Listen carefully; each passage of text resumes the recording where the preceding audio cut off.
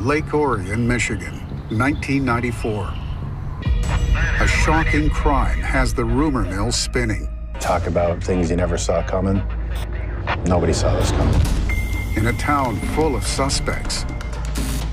Everybody that surrounds the victim and his business are looked at. They want to point their fingers at me. She was a bitch from hell. Their secrets and lies cannot hide the truth forever. Things were starting to crumble. You guys are wrong. I'm telling you, you're wrong. But before it's revealed, the darkest of all betrayals will be set in motion. She said, I wish the bastard was dead. I'm scared for my life. And there's not a damn thing I can do about it. All murderers are bad, but some are diabolical.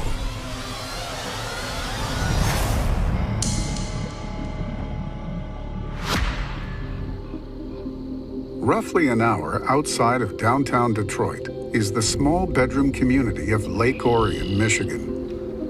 Blessed with picture-perfect views, this historic village seems like a town immune to tragedy. But on December 24th, 1988, as local businessman Kevin Boyd decorates the Christmas tree with his 11-year-old son, Kevin Jr., a storm descends that will change their world forever.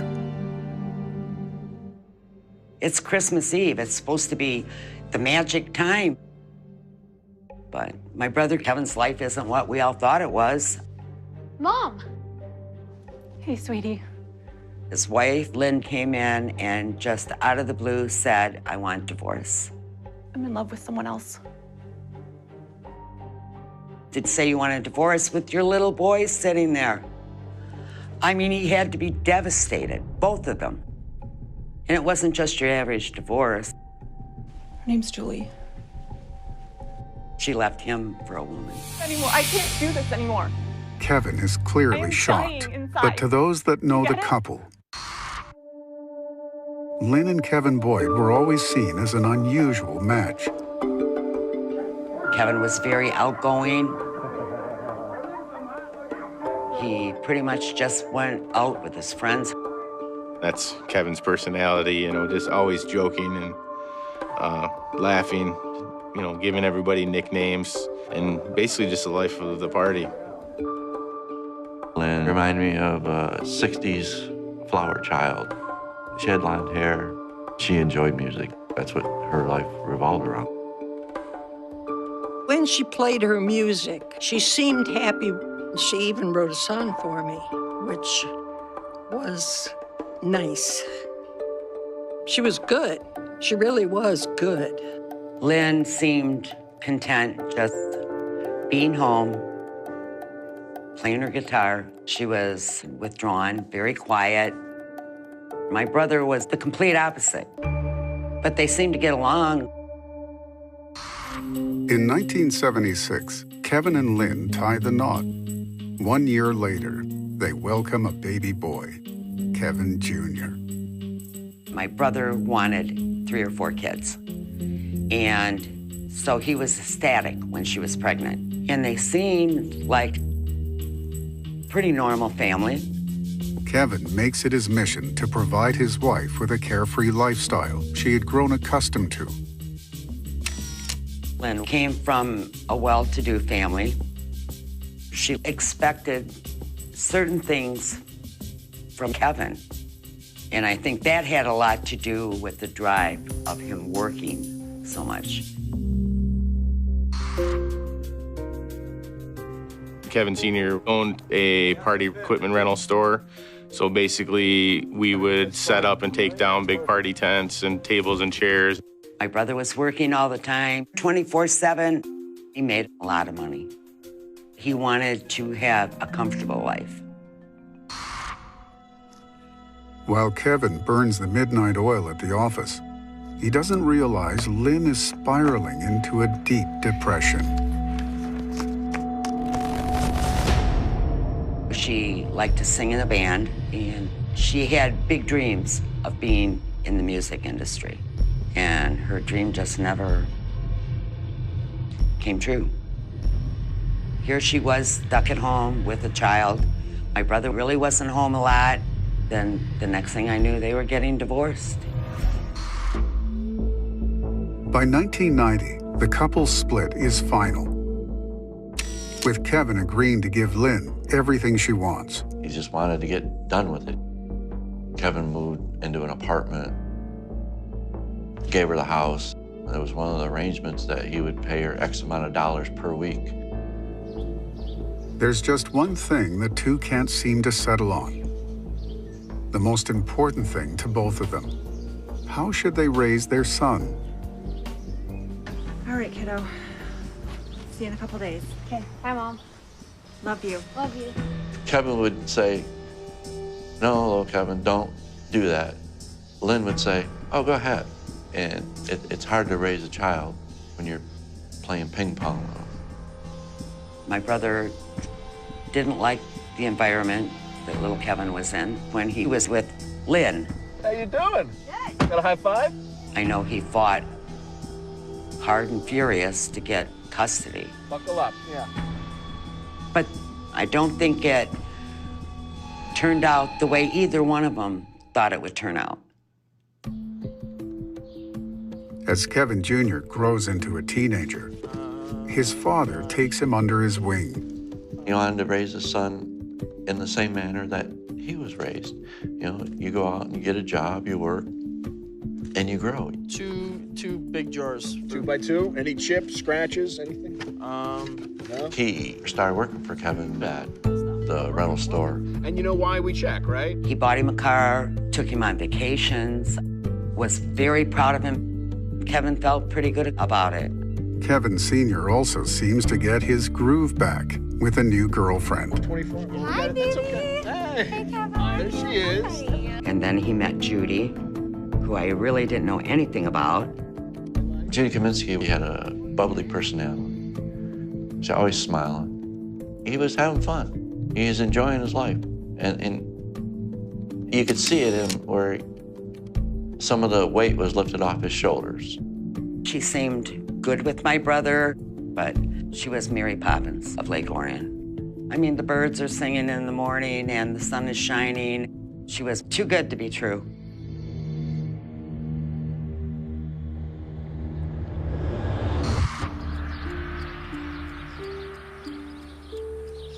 Kevin Boyd's life appears to be on track. And this quiet summer morning in 1994 begins like any other day. But when Kevin doesn't show up for work, employees know something is wrong. Kevin Sr. was never late to anything, so when he wasn't there, it was strange to all of us.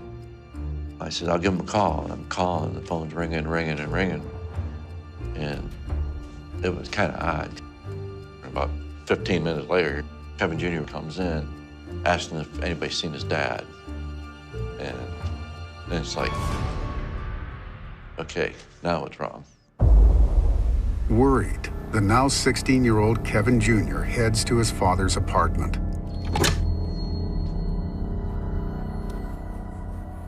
Dad?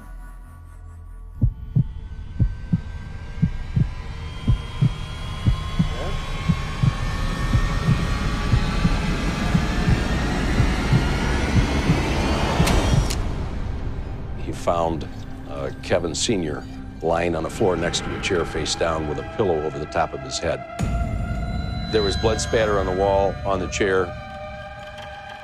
This was a crime of extreme violence.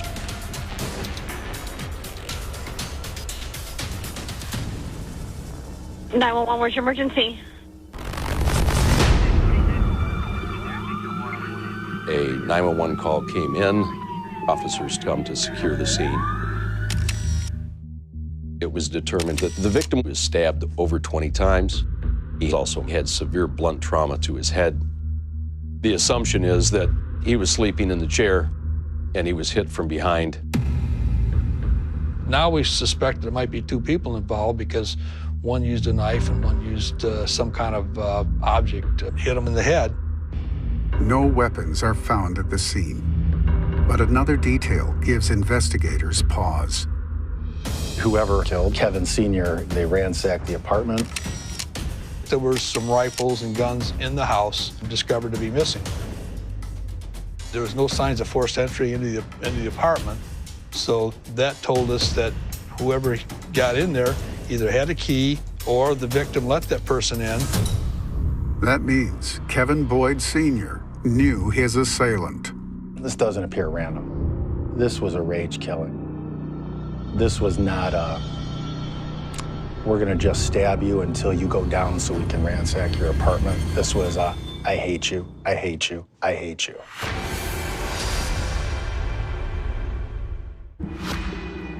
August 6th, 1994, Lake Orion, Michigan. An unsuspecting teen discovers his father, Kevin Boyd Sr., murdered on his living room floor. And the news of the well-known businessman's death spreads quickly through the small town. First thing that came to my mind, I mean, it just, the things that go through your mind when you're burying a friend. That Friday night, I was at the shop closing up.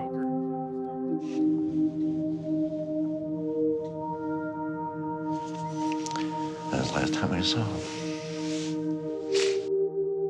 A friend called me and said Kevin was murdered last night. And it was real. Unbelievable. No idea who could have done it. I thought, what the hell's going on? He had no enemies. He had friends galore. He was well-liked. He was a well-known businessman in Lake Orion. Who would do it and why? Detectives kick off their investigation, and there's a lot of ground to cover. So now we have to assess who might be the perpetrators and what would their motive be. Everybody that surrounds Kevin and his business are looked at, and we began to investigate each of those individuals. Kevin had a girlfriend, Judy Kaminsky. Right off the bat, they discover their partnership is more than just romantic. Kevin Sr. made Judy Kaminsky a partner in the business. His feelings was they went in business together. He didn't have to worry about her stealing from him. I don't know where he met her or how he met her. All I know is all of a sudden there's this girlfriend running his business, and I didn't like it. Detectives also learn that 2 hours before Kevin Sr.'s body is discovered, Judy Kaminsky left town with her 13-year-old son. We're becoming more suspicious of Judy. The reason being that she left that morning with her son. There's something just wasn't quite right here. The night after the murder, Judy returns home. Immediately, police request she come in for questioning. Thank you for coming in. Been difficult to get a hold of you. We sit down with Judy Kaminsky, and that's when we discovered a couple of life insurance policies. And when exactly was this policy taken out? The agreement was that something happened to one of them, the other person would get the money to keep the business going. Judy got the insurance policy, so she gained $100,000. But it's supposed to be for the business, not for me. Kevin Sr., he owned Lake Orion Rental, and then he had another business, Parties to Go. Judy admits she now owns a piece of these businesses, but there's someone else who owns the rest. She says that Kevin Jr. would be the owner of Orion Rental, and then he would be part owner with Judy Kaminsky of Parties to Go. So Kevin would benefit from Kevin Sr.'s death. The fact that she volunteered the 16-year-old as a suspect, that was kind of a bit odd. But she agreed to take a law enforcement polygraph with no strings attached to it and pass with flying colors. It seems that Judy Kaminsky has nothing to hide. And now detectives have someone else in their sights. There's certain facts that we have to ascertain because he was the first person on the scene. Kevin Jr. lived at that address, but he was not there the night of the homicide of his father. Why wasn't he home that night? We needed to talk to Kevin. The fact that he was 16 years old, we need parental consent. Lynn Boyd, ex-wife of Kevin Sr. and mother of Kevin Jr., gives detectives permission to speak to her son. We did explain that some of the questions we will be asking him may upset him, but Kevin Jr. seemed rather calm when we were talking to him.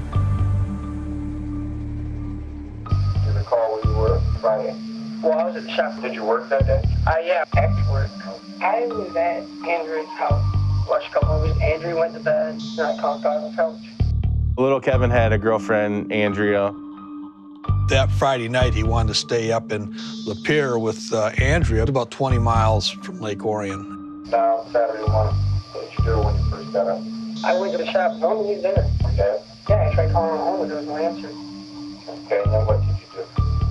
Then I thought something was wrong because I'm like, wait, Dad hasn't been late for work in 10 years. Okay. So what did you do then? I stopped down there. Down where? At my apartment. Okay. They were hammering on the doors. What did you see when you opened up the door? He was just laying there dead. There was blood on the floor. I blacked out and I fell backwards and I pulled the door shut. And I just started going nuts. Oh my God, blood everywhere. I don't understand it. What do you think happened? I thought maybe he might have gotten a fight or something in a bar. Well, didn't you fight with your dad at that? Kevin Jr. stated that he had a tumultuous relationship with his father. Little Kevin had problems with discipline. He went from school to school. The older he got, the more trouble he had. Hey, Kevin, come on. One hand. Right before his father was killed, they were arguing about which school he was going to go to next year. His father was trying to put him into a more structured school that kind of keep him in line. All you care about is just money and work. That's it. You don't care about me. You don't care about Mom. 16-year-old boys in an emotional state and a mature father with a stiff work ethic. Sometimes those two worlds are going to collide, and it's not going to be pretty. Did Kevin, in a fit of rage, kill his father? I ain't never had nothing like this happen my whole life. I don't have nothing.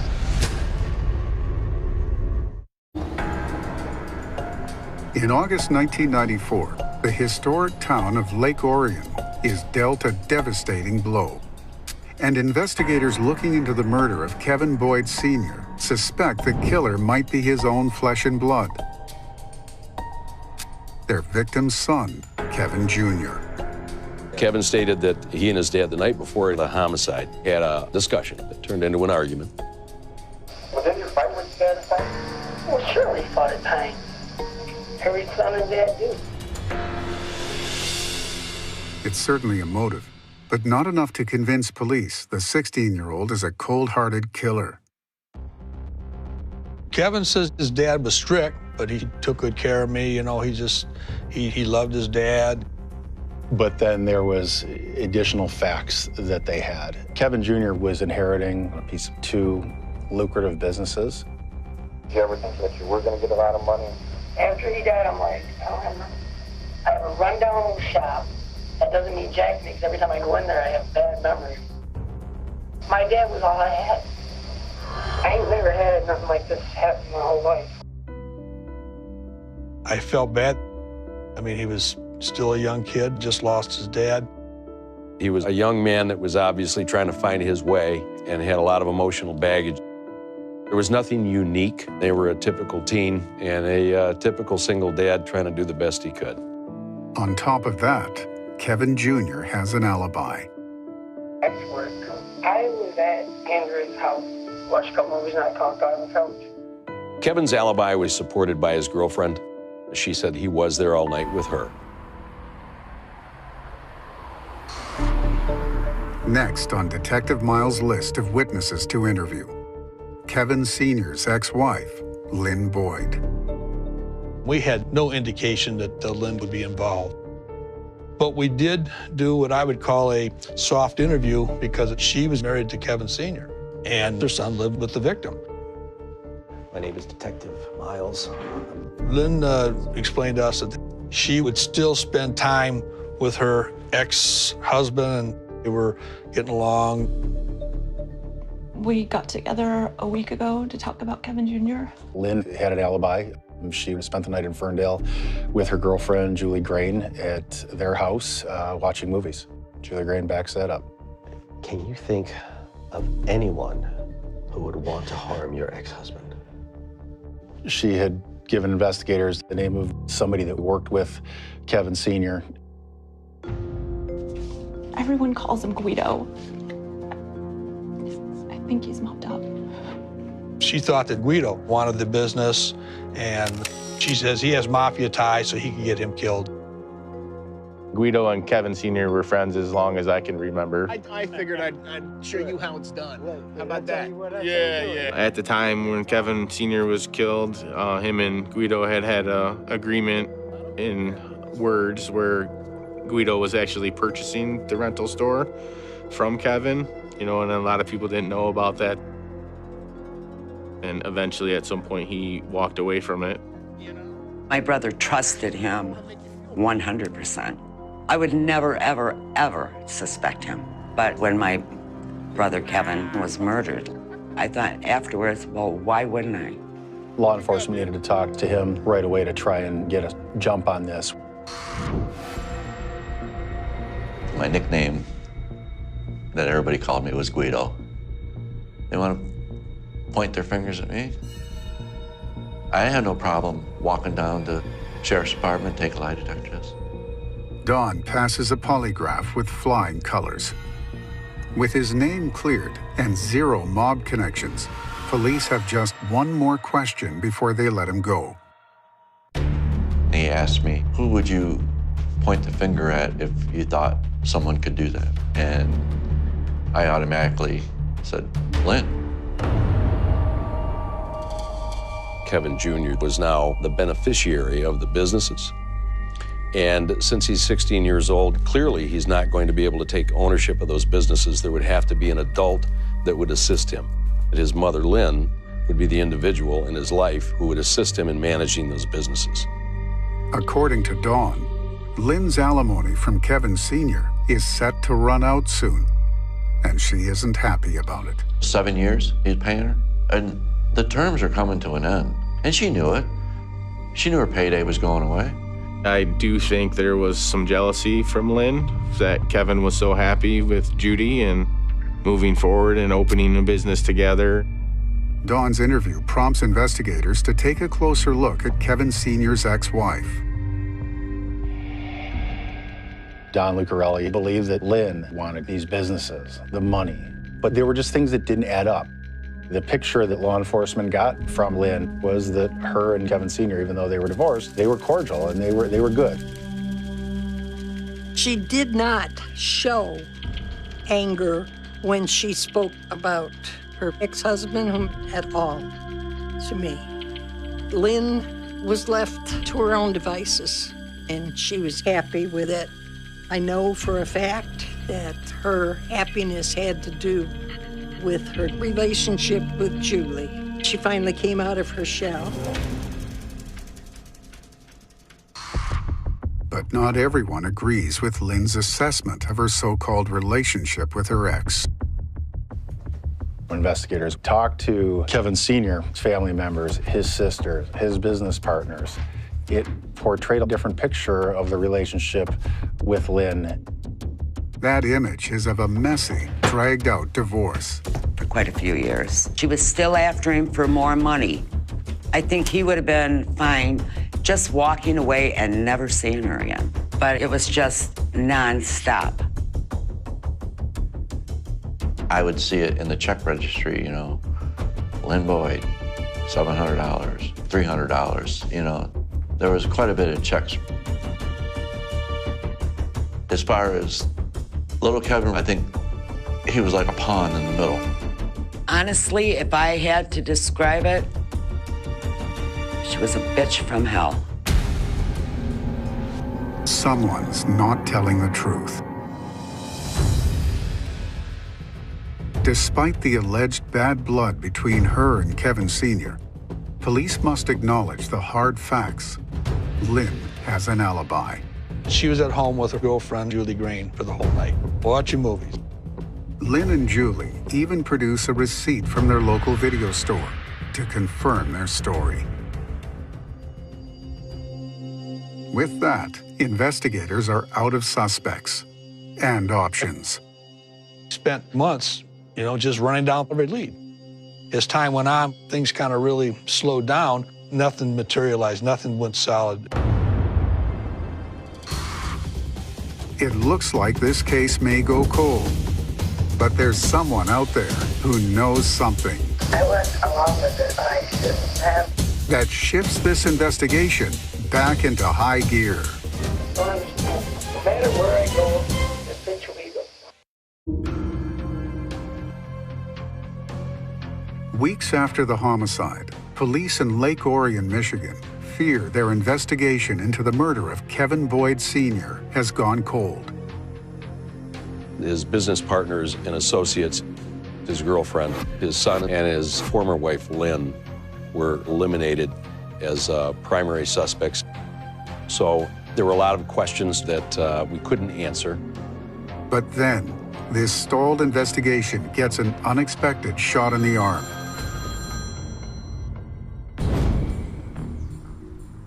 When a crime like this happens in a small town, people know the players. They know each other. They began to form their opinions. When we were following up the leads, one of the individuals we spoke to about that was Don Lucarelli.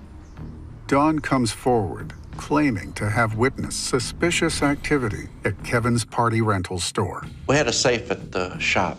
We'd keep like a $500 bank in there. And at the end of the day, when we cashed out the register, counted all the money out, we put it in an envelope, zip it, and put it in the safe.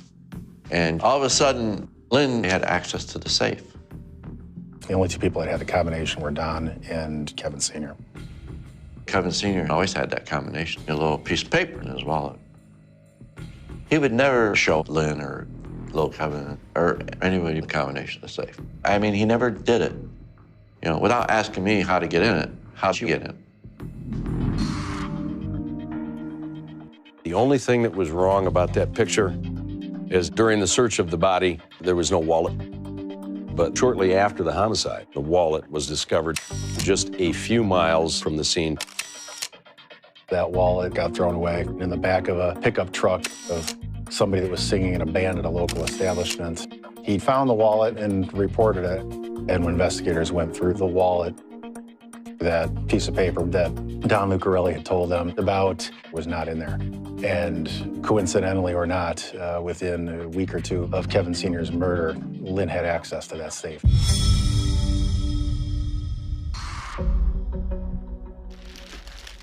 On top of that, instead of teaching her son how to keep the business alive, Lynn is running it into the ground. Lynn had taken over the Parties to Go store to basically chase Judy out of there. Lynn took what was there and destroyed it in a matter of months. It was in shambles. It was like the business didn't matter to her. Sell the chairs. Sell everything.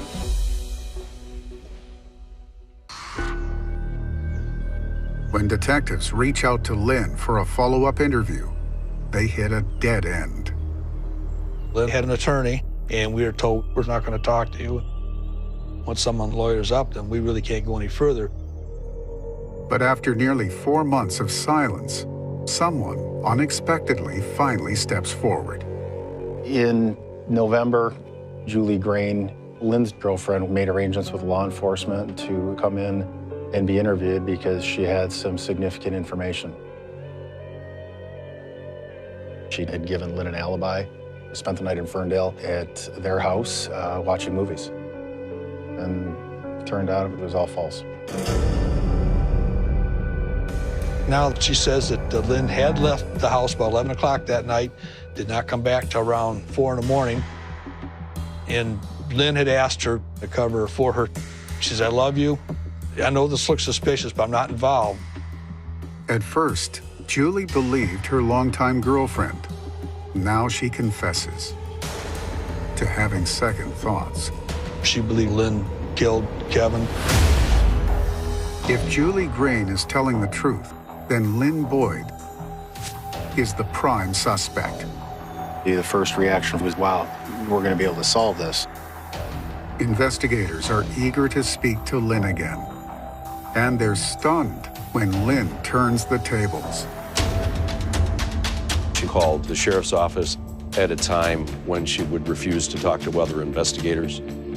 I encouraged her to come in and speak with us. Something obviously had been brewing between Lynn and Julie leading up to December 18th, 1994, and that day, Lynn waves her Miranda warnings and starts talking to the police about what happened that night. Time is 4:49 p.m. President are myself, Sergeant Miles, and Lynn Boyd. A lot of the questions that we ask are going to bring you back to that period of time in your life, which is extremely painful. If we do this correctly, we won't have to do this ever again. Okay? Don't kill Kevin.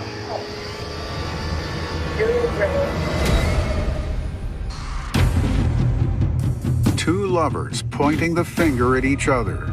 There were just things that didn't add up. The story seemed like it was changing. And she set me up good.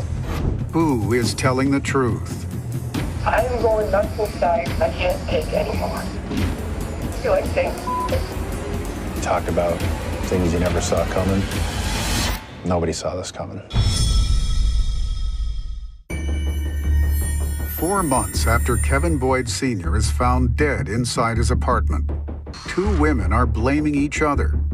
Kevin's ex-wife, Lynn Boyd, and the woman she left him for, Julie Grain. Julie came forward. She says that Lynn was involved in the homicide, but Lynn had a different story. You don't kill Kevin. Julie Grain. And according to Lynn, her girlfriend, Julie, didn't act alone. I'm telling you the truth. Julie Grain and I committed this heinous crime.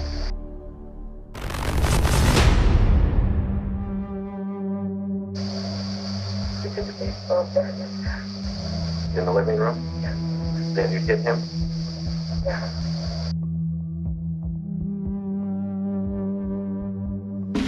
And then what happened? And then Julie tapped him. Then we started to ransack the house, and we took guns and stuff like that. I put it in a duffel bag. You threw the stuff in the back of the pickup truck?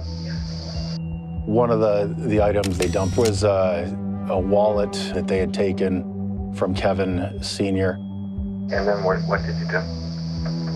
And then we proceeded to near the area.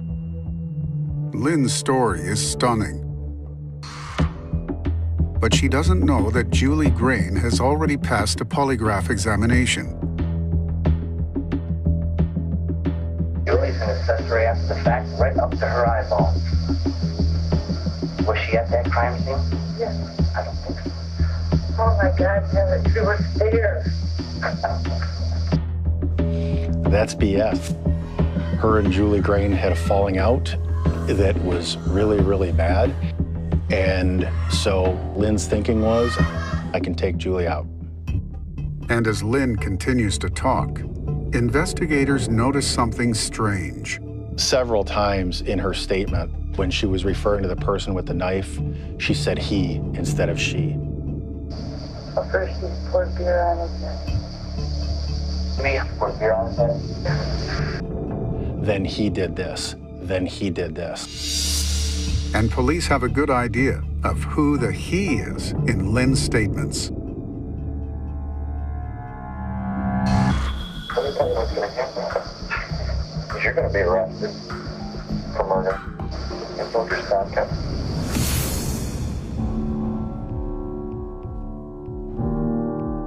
Kevin Jr. stated initially to the police that he had spent the night of the murder with his girlfriend, Andrea, at her residence. Turns out that was an absolute lie. Eventually, Andrea admitted that late at night, Kevin Jr. met with his mom. To get the full story, police take Kevin Jr. into custody. We started interviewing him. When he found out that his mother was in custody, then he just knew it was all coming apart. It wasn't too long into the conversation We asked him, what kind of person would kill your dad? And he answered, you're looking at him.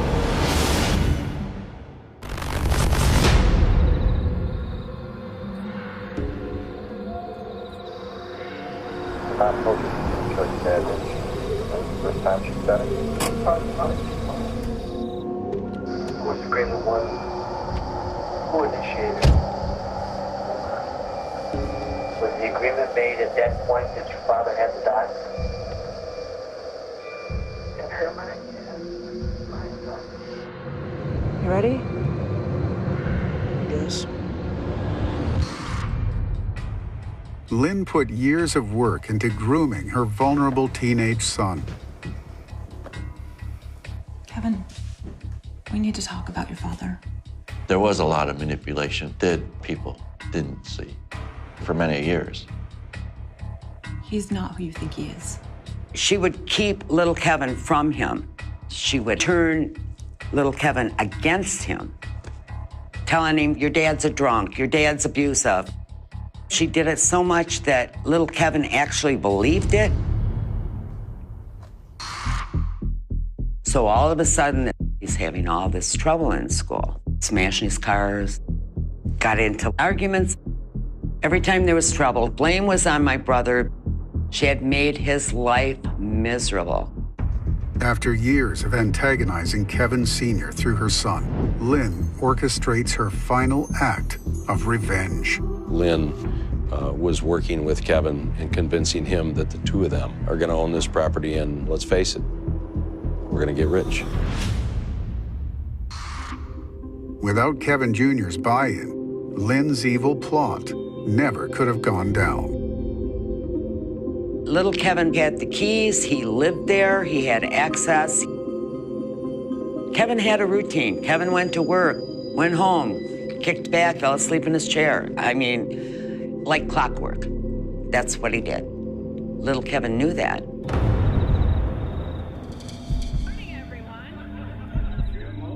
What was the first action taken against your father? Where? The head? Was it a tap or was it a strong blow? After your father was struck in the head with the bat, what did you do?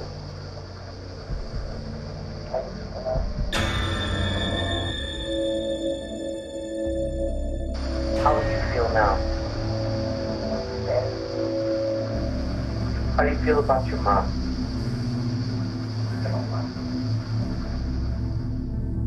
They murdered him for the money. It's evil. It was premeditated. It was vicious. She is not a mother. She never was. It was never in her heart. A mother couldn't let her son do that. A mother wouldn't want her son to do that.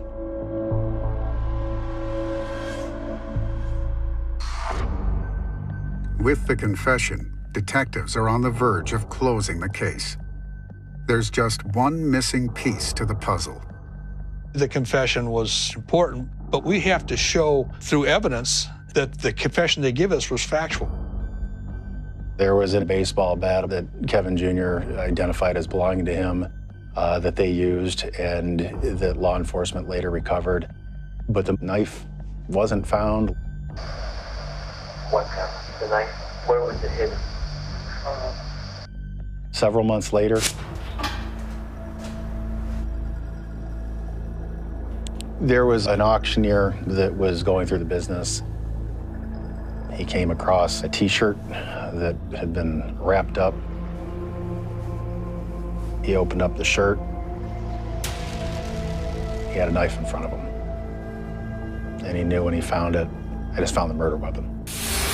That was the one piece of evidence that we had been searching for since the beginning of the crime.